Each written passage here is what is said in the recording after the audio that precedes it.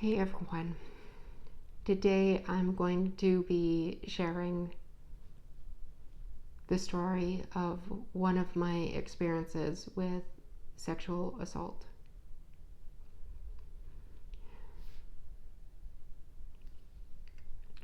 This is obviously going to be a very heavy topic, and it's very sensitive to me. And if you're also sensitive to topics of sexual assault, I would suggest that you skip this video. I've been raped and assaulted numerous times in my life, and these experiences range from coercion and groping to full on having my clothes forcefully removed from me and being forced into sexual acts after I've plainly said no. This is just one of the stories that I have, and I really don't want it to be measured by anyone in the comments. It's not the furthest that anyone's ever assaulted me, but it had gone on for the longest amount of time, and it was the experience that was the most hurtful to me, and that is why I am sharing it.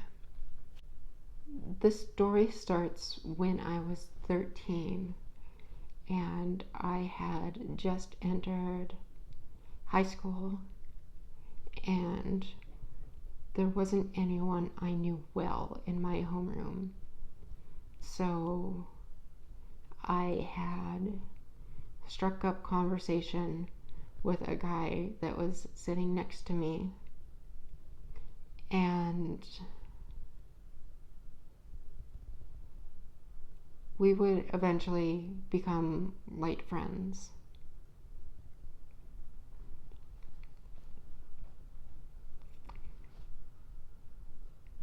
At the time, I was, of course, pre-transition, and he was discovering his sexuality. And I was the first person that he ended up having a crush on. Or crush was at least how he put it.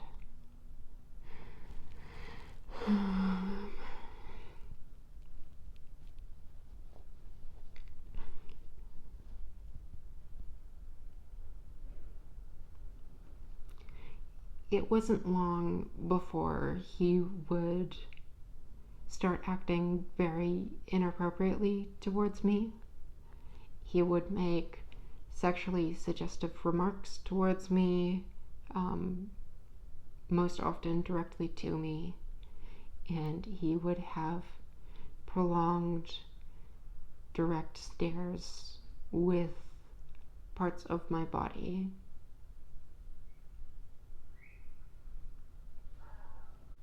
This eventually transitioned into him making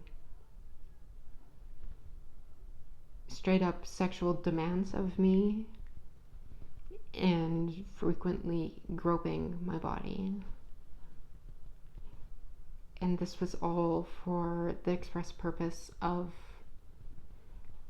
making me uncomfortable.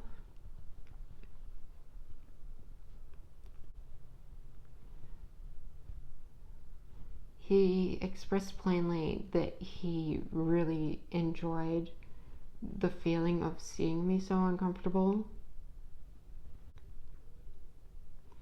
I would directly express how it had made me feel, and it really hadn't done anything because he thrived off of those feelings. He thrived off of seeing my uncomfort or suffering or whatever else.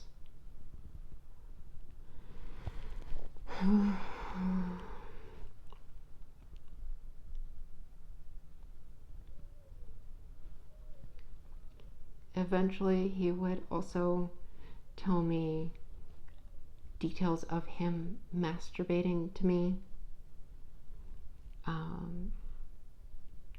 conversations that I could not say no to.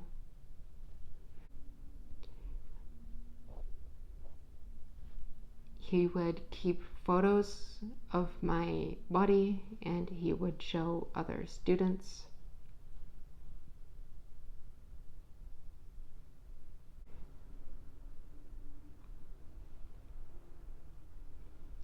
This was all with the expressed purpose of sexualizing me,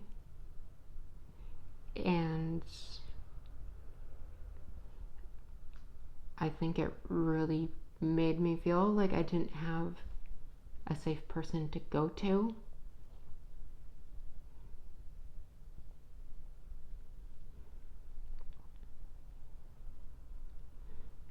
And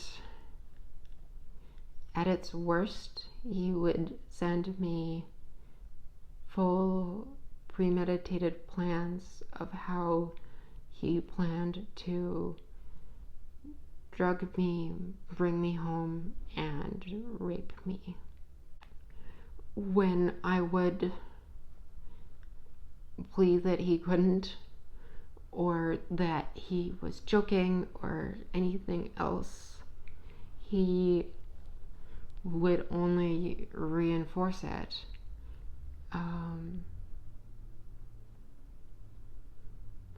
Demonstrating that he did have access to date rape drugs or whatever else. And I felt really helpless.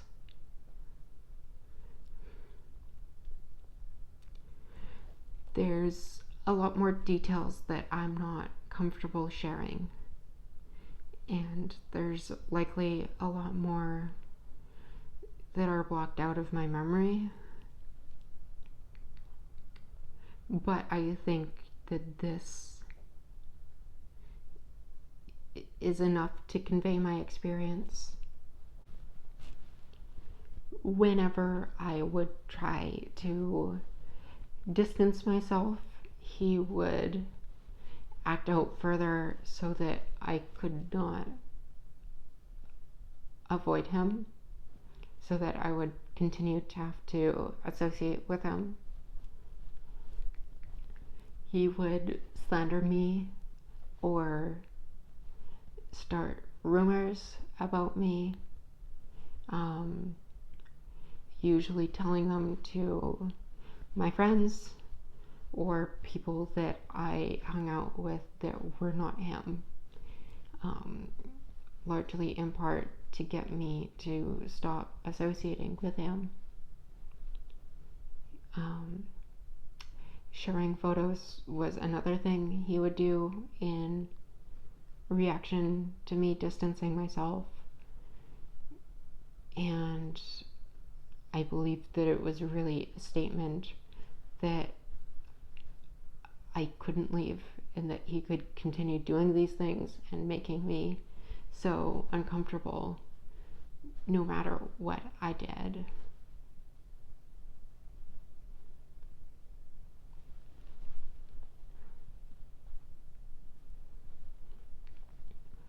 He would also physically assault people that I associated with.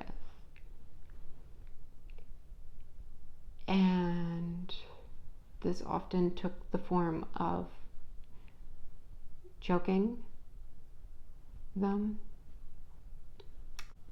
He would also give death threats to people.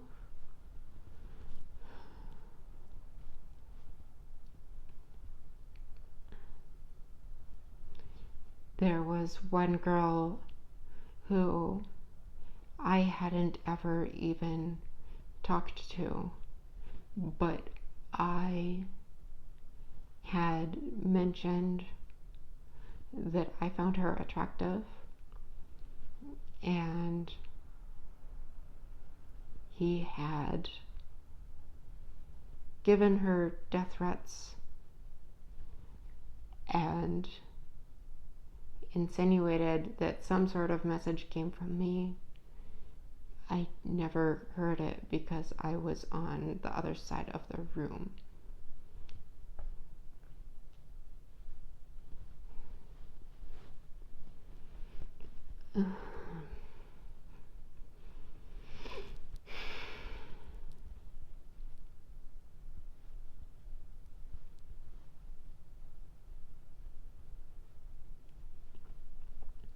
There was also a lot of psychological manipulation that he had done to make me believe that it either didn't happen or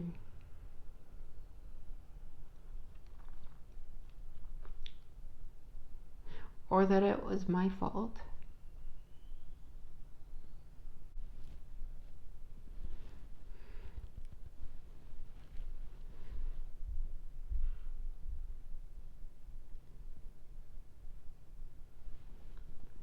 There was also a lot of targeted attacks to destroy my self-worth, make me feel like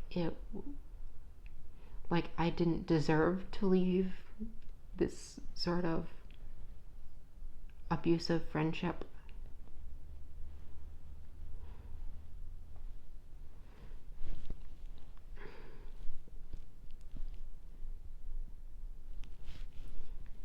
In a strange way, I think he knew about my dysphoria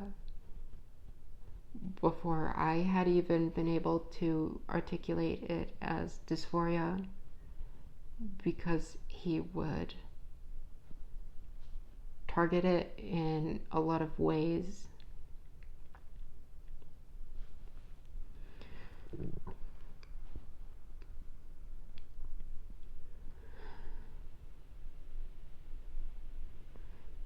In remarks or insults,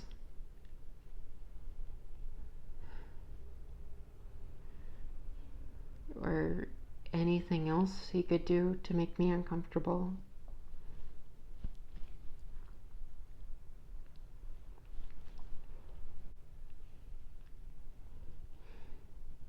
He would do the same thing with other insecurities of mine. Whatever he could find. A frequent one would be that I was largely insecure about not having a family at the time.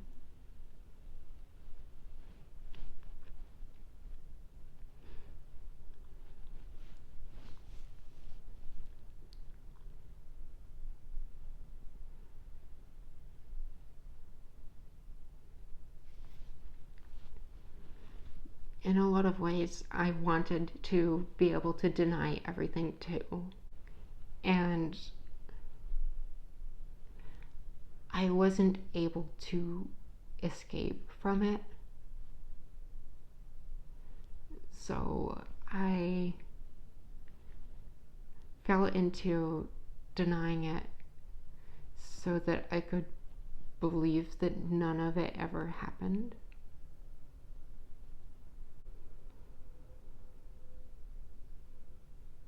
The worst of it went on for 2 years, but it wasn't until I had went into grade 12 that I had asked to move homerooms.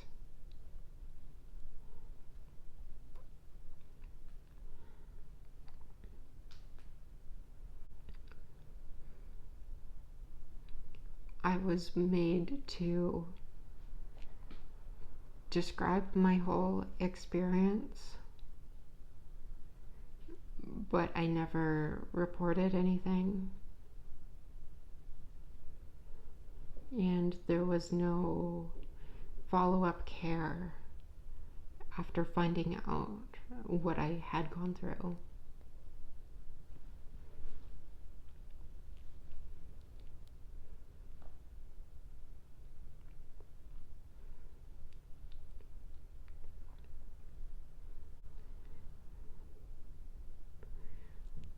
Around the time he had convinced me that it was very much like a one-time thing of things that he did when he was 13 or 14, and I had forced myself to believe that, and I had never ended up reporting him. And that's a fact that I very much regret now, especially since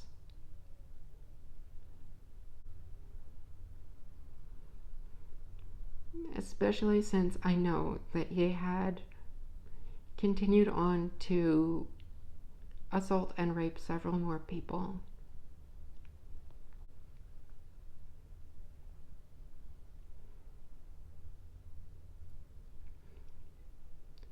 A lot of people came to me because they knew me and that they knew that I was assaulted by him because it was largely done in public.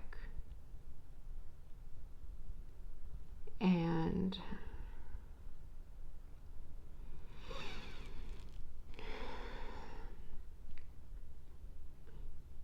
I can't imagine how many people had been assaulted by him that didn't know me.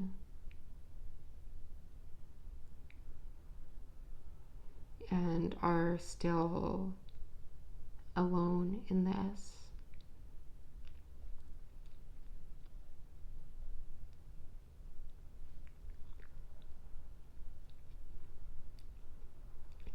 I had largely bought into what he told me at the time.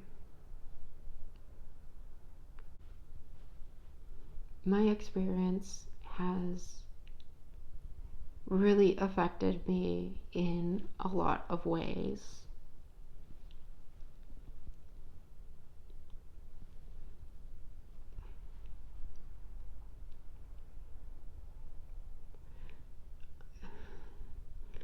I've worked through a lot of it, but I still have a lot of trauma from everything. And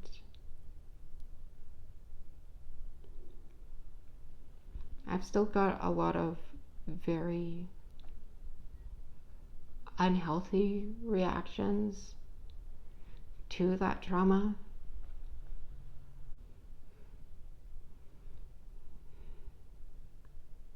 It caused me a lot of emotional harm.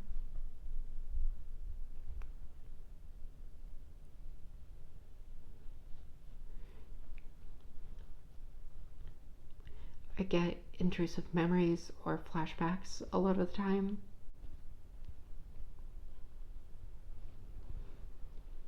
They come on in public often, but most often they come in the form of nightmares.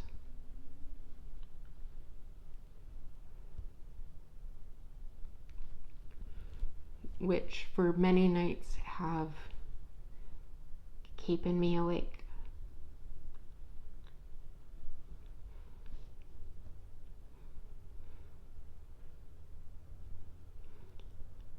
My intrusive memories or other reminders can also set me into very severe panic attacks. I can either go into sort of paralyzed states, or I can go into seizure-like states, and neither of them I'm able to respond to anything. I very much struggle to move, and I relive a lot of those experiences vividly in those sorts of states.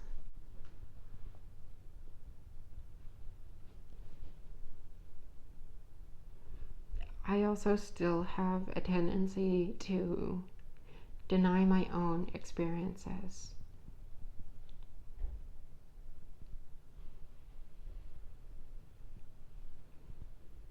Most of my memories from high school are completely blocked out due to trauma, and I just don't know what all happened that is blocked out in my memory.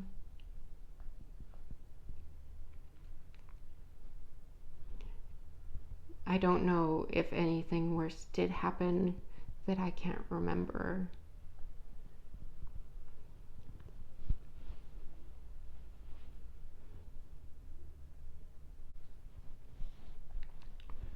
I rarely feel safe in public spaces anymore, and this is especially the case for my own campus, where he also attends.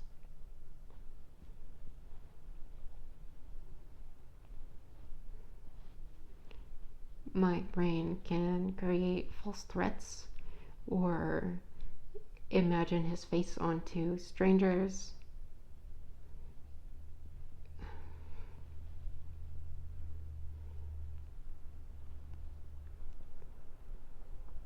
Random things people say or do can also trigger reactions.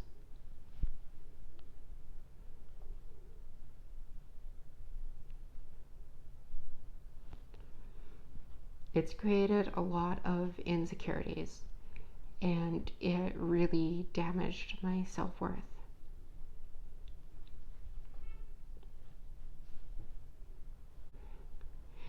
It's made it very hard for me to say no or to leave abusive situations.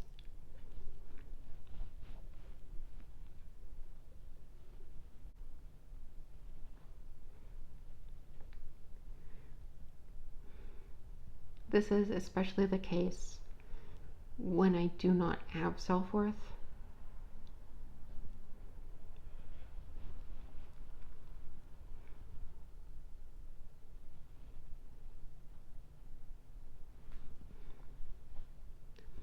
The first time I ever had sex was a situation where I was raped, and I largely believe that that was due to my trauma that made me let those things happen and got me to put myself in that sort of situation. My trauma also gave me really bad avoidance issues.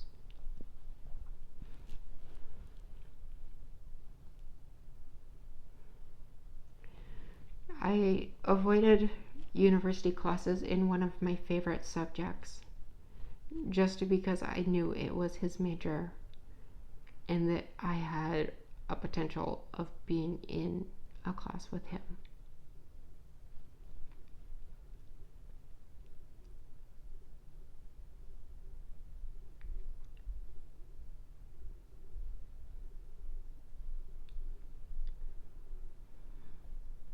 I used to share a bus route with him, and I would frequently be unable to take the bus.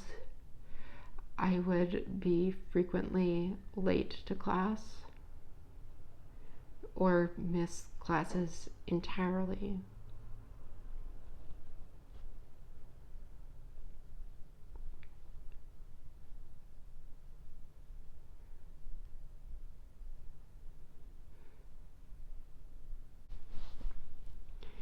He was very active in queer spaces as well, which made it so that I never was safe in any queer spaces. I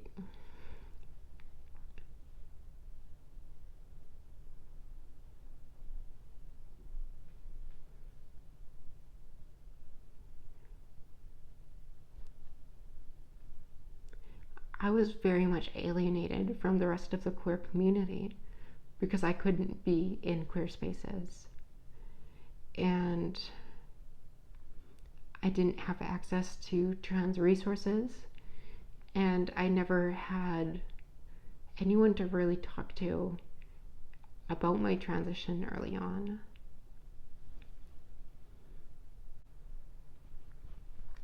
I'm making this video because I think it will be important to letting me process things. I think it will force me out of the urge to deny my experiences, and I believe that it will help me heal. I'm also making this video because I believe that it will help others. When I was going through my experience, I largely felt alienated and that what I went through was not serious enough to warrant my trauma. And that was proof that nothing ever happened. And that I was making things up, or that things were my fault instead, because no one else would act like how I responded.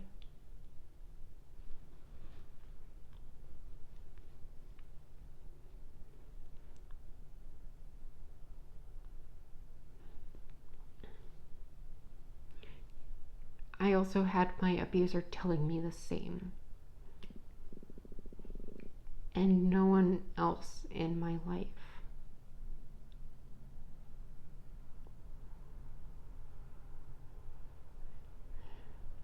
But none of that was true.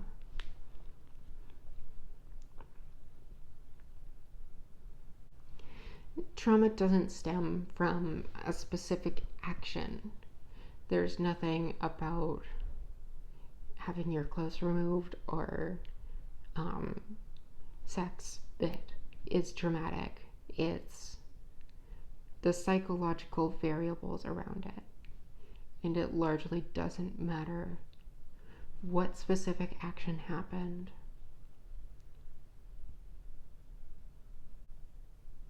There's a lot of psychological factors that can make things traumatizing.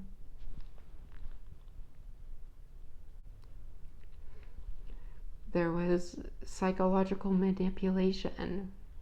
I had an inability to escape the situation for years. The direct pleasure he felt off of my suffering.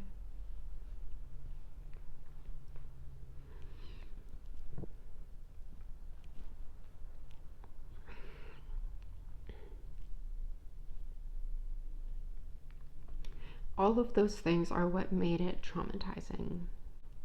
And the same thing goes for anything that you as a viewer might go through. It's important to not measure sexual assault on a gauge of how far someone went with you.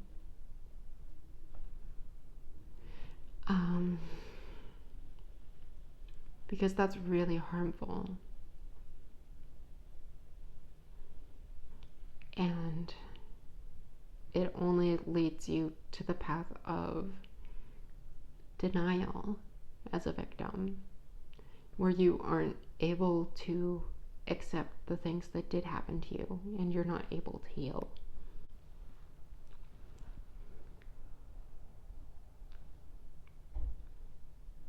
This was a very hard video to make, so I would appreciate any and all support.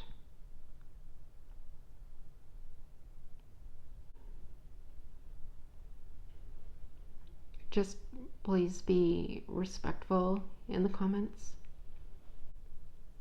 I hope that this video was informative or useful to you. And I really hope that it was worth the effort. I do think that making this video has helped me.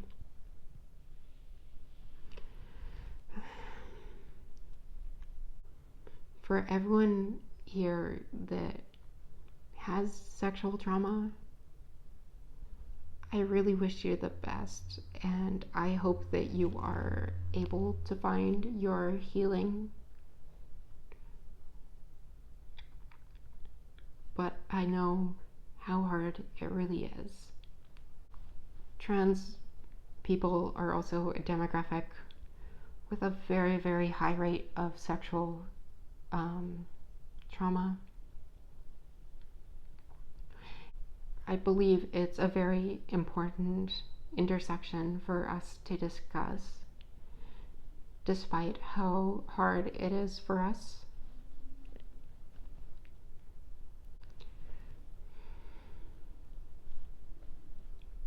I do hope you all have a wonderful day, and I will talk to you later.